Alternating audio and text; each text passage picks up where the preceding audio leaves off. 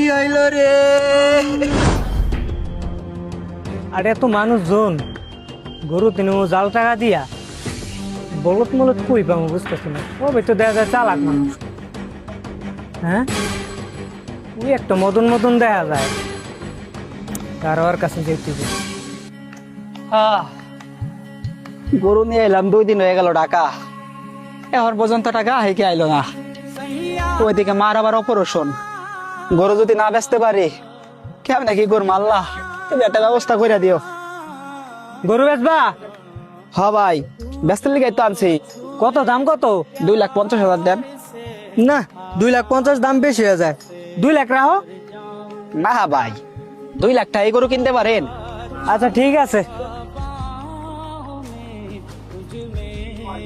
এই নাও।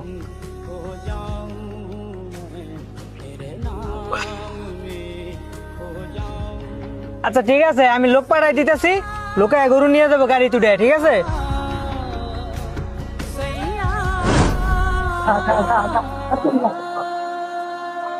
And I was running.